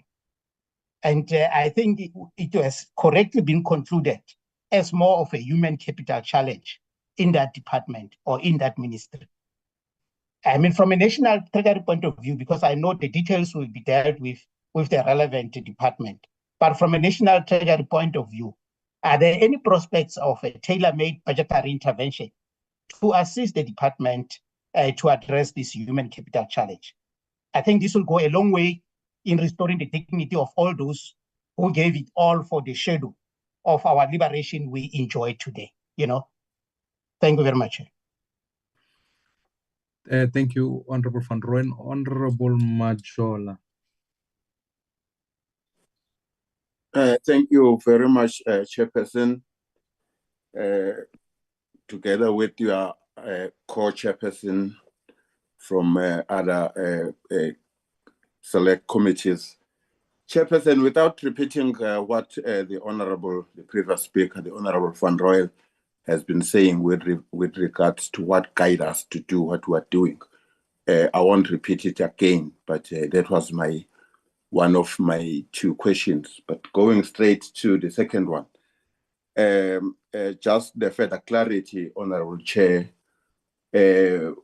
about the self-financing expenditure and its processes, 3 processes: individual department generated, deposited into a bigger pot, which is a National Revenue Fund, and then it's appropriated back to those departments. When the one that are listed here, it's 6 of them. If you look at all the 6 of them, Chair, with regards to the revenue generating status, all 6 of them, you can clearly see that they've got capacity to generate the revenue against the others, which are of more of a service delivery nature. I want to check, Chairperson, with regard to the criteria and the processes to identify the ones that can be able to generate and then utilize it for another project, to check as to how do we go about in terms of identifying, because as per my interpretation, this is clearly subject to correction. This is clearly a ring-fencing process to say, because I'm able to generate this, I will reserve it, and then to champion my further vote or department project. I want to check, Chairperson, as to what consequences with other department which does not have a capacity to apply for this self-financing expenditure. It does not give the others an advantage against the other when it comes to this process. Thank you, Chairperson. Thank you, Honorable Member. May I request Honorable Bartlett, and then the last speaker will be Honorable Makubela. Yes, thank you, Honorable Chair. I thought you didn't see my hand because I raised it a long time ago, Chair. But Honorable Van Rooyen almost covered on that issue because mine was also on vote 26 of the military veterans that I think Mr. Randele, that I just wanted also clarification on the issue and the classification of the spending of the classification of the military veterans. Thanks, Chair. I don't want to repeat the others because I thought maybe you didn't see my hand. No. I think we did recognize it. Honorable Makubela.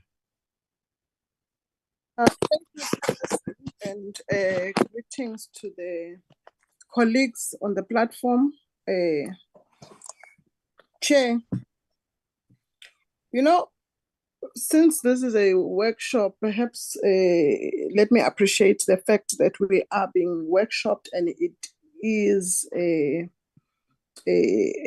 exercise that is opening up us to understand processes, especially those of budgeting. Chair, at times when disasters strike, we often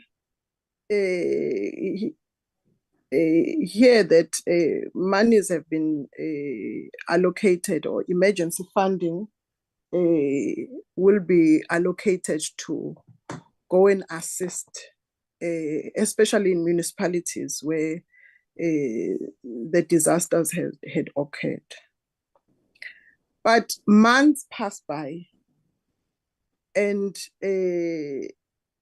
reports are that the municipalities have not yet received their allocation, or they have not received the funds that were allocated based on this emergency and this disaster. Perhaps maybe Treasury must make us understand what then becomes where do the bottlenecks come from, and where are the inefficiencies in these instances? Because, for an example, the KZN floods and Eastern Cape floods, most of the challenges there or complaints that we received were that the allocation from Treasury was still not received, and there were, many of those challenges. But then I just want to know where do the inefficiencies and the bottlenecks happen? Why does Treasury not able to allocate funds immediately when they are to be used immediately? And then the second question, Chair, is a statement that was made by Treasury, on municipalities not paying state entities what is due to them or their services. There are municipalities that are serial, always on the red. They are refusing at times to pay. They use the allocated funds for other programs, and they do not pay state entities, for example, ESCOM. And Treasury has made a statement. I just want to know, where are we heading with this statement that says they are looking at mechanism to withhold those funds and pay directly, so that they enforce the culture of paying and assist the state entities that want to get their payments for the services, but municipalities are not paying. Perhaps maybe they can unpack and tell us where they are going with this statement, whether it is a policy direction that they are looking towards. Thank you, Chair. To Mr. Peterson and the team, let me allow you to respond, and then we'll wrap the meeting post that. That closes the question section. Maybe may I allow the team there to go with the DG and the rest of the team. Thank you again, honorable chairs and members, for those questions. Let me come in on a few points and then hand over to the team. There was a question, honorable chairs, about the MTBPS and its compliance with the relevant prescripts. I think it's important for us to say that in terms of how the MTBPS was prepared and the various technical engagements that happened, as well as the engagements that happened with the executive through the cabinet process, that the MTBPS is fully compliant with all the relevant prescripts. At an executive level, there was both a special cabinet session as well as an extended cabinet session that reflected both on the contents of the MTDP as well as the contents of the MTBPS. So that policy alignment with the fiscal framework is certainly there from our perspective. There were also, Chair, a few difficult questions, but important questions that touch on policy issues. I'll ask the team just to touch on the process-related elements of those, but to please not talk to either the policy announcements that are being made by the minister tomorrow or some of the amounts when it comes to things like conditional grants, equitable share, ESCOM debt relief, and even disaster funding. Those are all issues that will be covered tomorrow by the minister. But of course, we certainly can talk about the process issues. And I think the honourable member there is asking what are the elements of the disaster framework that lead to these delays in the process. And that's certainly something we can talk to. Honourable Chairs, I'll ask Edgar to come in on the issue of the amendments by Parliament, as discussed before, in terms of the Money Bills Amendment Procedures and Relators Matters Act. And then finally, just on my side, there was a question about how do we deal with changes in revenue and debt service costs in terms of this framework. So very briefly, Honourable Member, we always start every fiscal framework with the preparation of a macroeconomic forecast, which is where we set out our growth assumptions, as well as the assumptions for the various tax bases that inform the key elements of the fiscal framework. Once we have that macroeconomic forecast, there's a committee that consists of the South African Revenue Service, the Reserve Bank, and ourselves that deliberates on the revenue estimates. And typically 2 meetings of that committee will take place as late as possible before the MTBPS in order to update the revenue numbers. So that committee will say, this is what the year-to-date revenue collections are. We publish that on a monthly basis. This is what the forecast is for the rest of the year and over the medium term. And based on our analysis, this is what we think the revenue update is. And that revenue update, Honourable Member, then goes into the fiscal framework. From a debt service cost perspective, there's a similar exercise that says, here's our macroeconomic forecast with our growth assumptions. Here's what we expect on the revenue side. These are the expenditure items that are being proposed, and therefore these are the adjustments that need to be made on the borrowing side. So if there's a shortfall in revenue, for example, we may need to increase borrowing.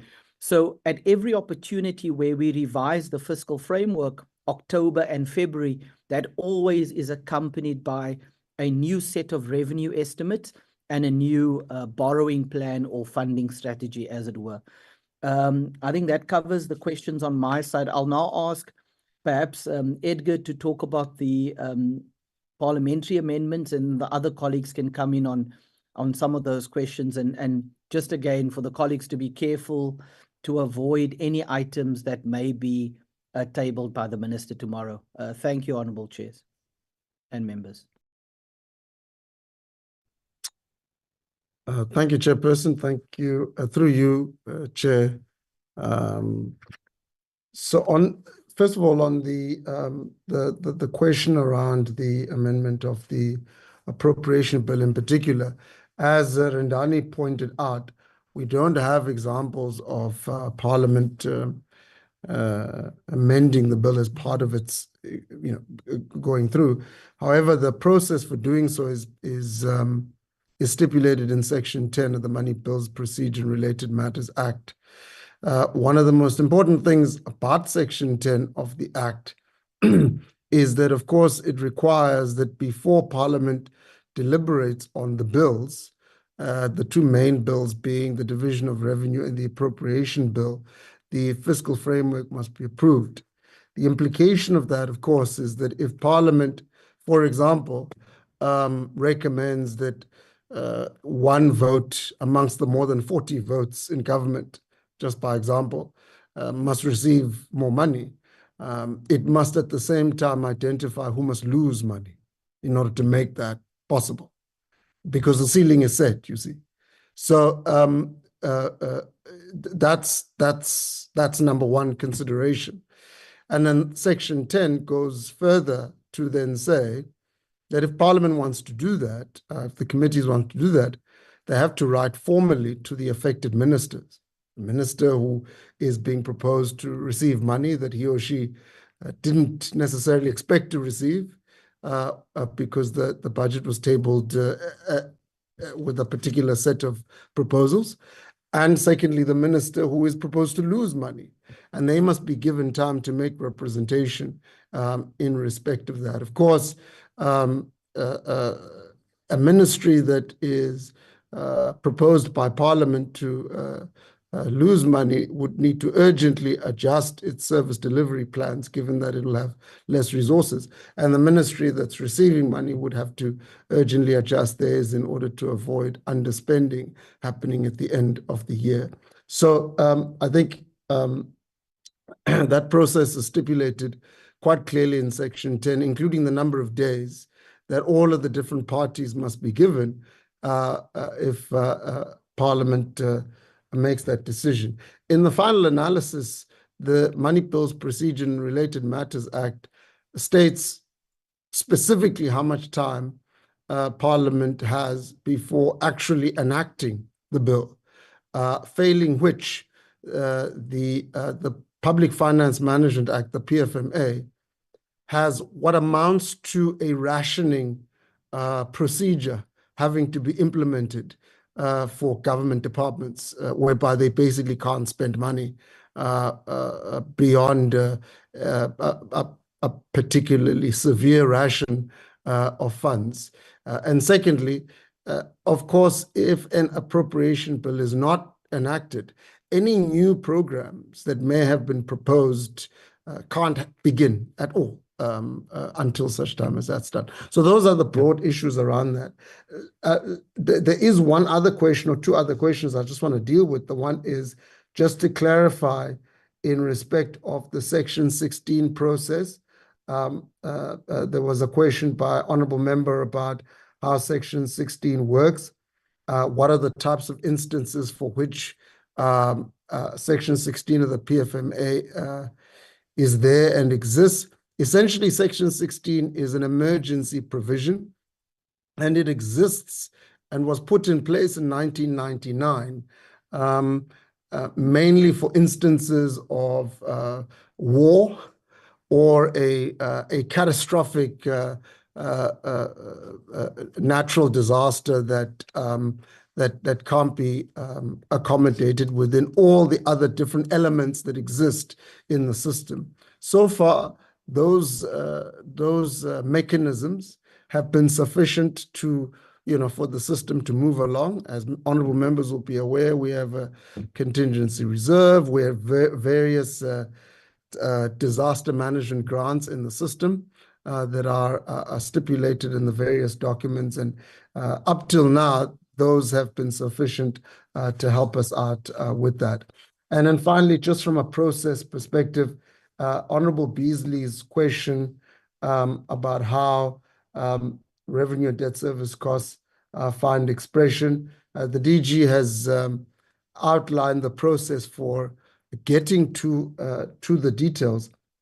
But in general, Honorable Beasley, Chapter 3, historically Chapter 3 of the MTBPS provides both an outline of the revenue and debt service costs and how they affect the overall fiscal balance and the matrices of the fiscal outlook that members in the general public can take a look at for themselves. Thank you. Okay, thank you, Chair. I'll respond to few questions. So Wendy, I'll request you to deal with the disasters, but let me start with the issue of powers of Treasury with regards to the abuse or mismanagement of funds. Honorable Chair, the Division of Revenue has got Section 17 indicates that funds can be withheld throughout the year if obviously both the transferring officer and National Treasury are of the view that the funds are not being used properly. So that section is utilized. But ultimately, if there's no improvement, funds Section 18 can be implemented, which talks about the stopping of funds for that particular grant. So I think that's where I will stop.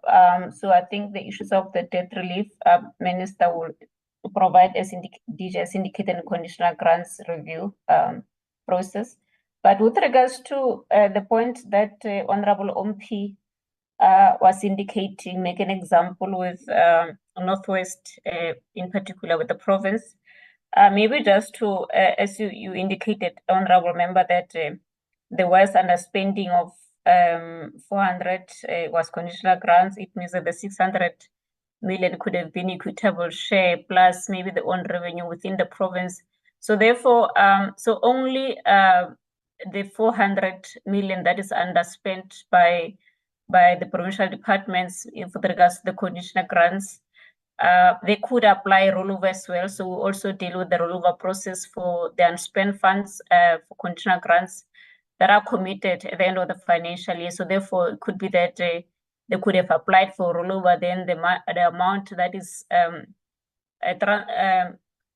surrendered to the National Revenue Fund is much lesser than it would have been underspent.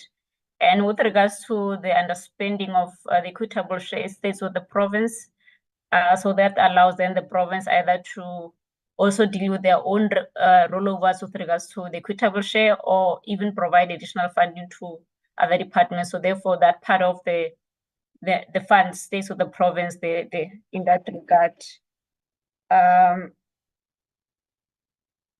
Yes, I think that's where I'll stop, and then I'll ask Wendy to just indicate the process on disasters. Thank you. Thank you so much. With regard to disasters, there are a number of sources that can be tapped in terms of funding of disasters. The first is that municipalities and provinces can use their own funds. Existing conditional grants can be redirected to be used towards the disasters. And then the funds referred to that's contained in the Annual Division of Revenue Act is for immediate response. And then you also get funding for longer term rehabilitation. Now, how the immediate disaster funding works, if a disaster happens in a municipality, it goes through the Municipal Disaster Management Center, through to the Provincial Disaster Management Center, then to the National Disaster Management Center, which is housed with the Department of Cooperative Governance. What they then do when they receive an application from a municipality via the Provincial Disaster Management Center, they then undertake a verification process. That verification process takes some time. And as soon as National Treasury receives the verified amount from the NDMC, then the National Treasury makes the payment. And that is where the actual delays happen. It's not with the National Treasury that makes the payments, it is actually the process of undertaking the verifications. And what the NDMC will often indicate to us is that there's, there's delays in that verification. There's follow-up work that needs to be done to clarify the amounts. So it is something that is currently receiving attention in government, acknowledging that this verification process takes too long and there's too many stumbling blocks that needs to be sorted out. So it's definitely on the radar screen of National Treasury and the NDMC to look at this matter and see what reforms can be implemented to make the process work better. But there's also then funding made available for the recovery or the longer term rehabilitation, and that funding can come through the main budget or through an adjustments budgets. And what happens in certain instances, because the rehabilitation takes a number of years to do, what happens is that money are released in tranches. So, for example, the money can be over 2 or 3 financial years to do that recovery. But there's also the immediate funding that is made available in year, where also some of the delays take place. Thanks.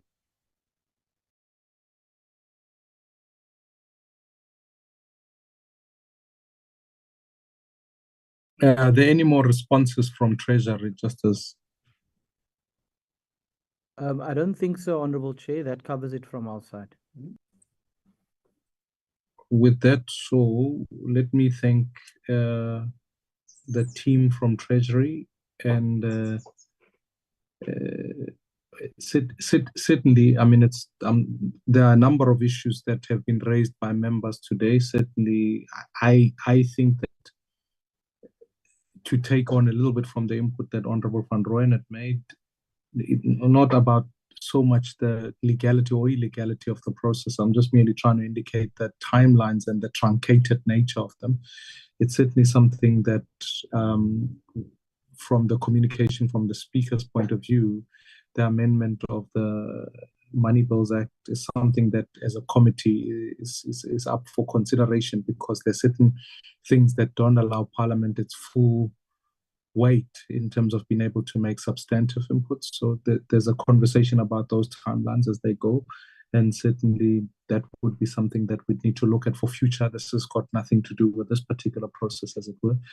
But I want to appreciate just the sense of openness and the communication that has been put through in this particular workshop. I think it's been helpful for members just in preparation for tomorrow. And certainly we look forward to any announcements or the announcements that will be made tomorrow in the midterm budget policy statement. I know the framework has been, at least the Standing Committee on Finance has been looking at that particular issue. We'll be looking at the rest of the other related amendments. So with that in mind, I think let me allow Honorable Lekgwase Ndlovu and then Maswanganye to wrap the meeting with their closing remarks. Let me start with you, Honorable Lekgwase. Thank you very much, Co-Chair, and thanks to all the members on the platform, delegation from the National Treasury, and the support staffs of joint committees for making this meeting a success. Colleagues, I think most of the issues have been covered that were raised by members. And like Honorable Musi has already mentioned, this is really an insightful session that prepares us for tomorrow. So having said that, members, from my side, have a wonderful afternoon and looking forward to meeting again tomorrow in a close-up session. Thank you very much, Honorable Musi. Honorable Ndlovu.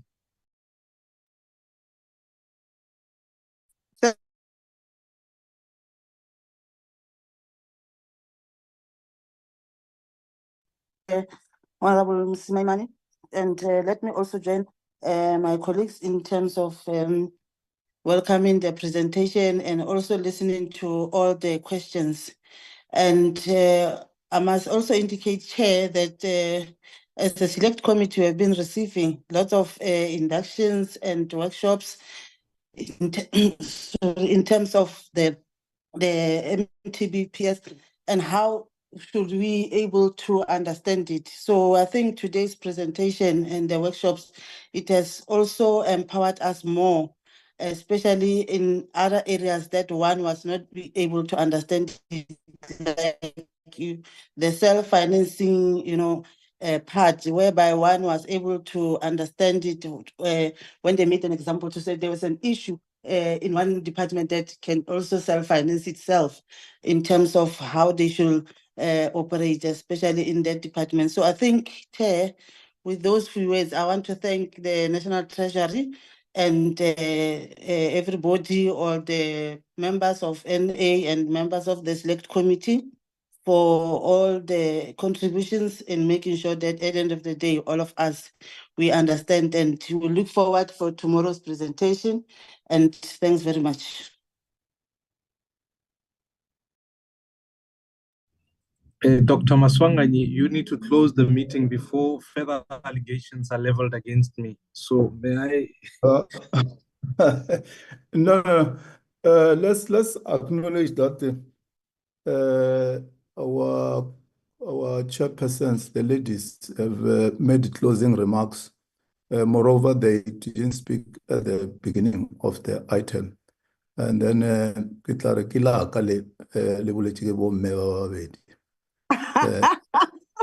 ya leboa Ntate Maima. I have learned the new phrase, Zihela Kwala. Thank you so much, everybody. We'll see you tomorrow. Thank you. Meeting is closed. Thank you.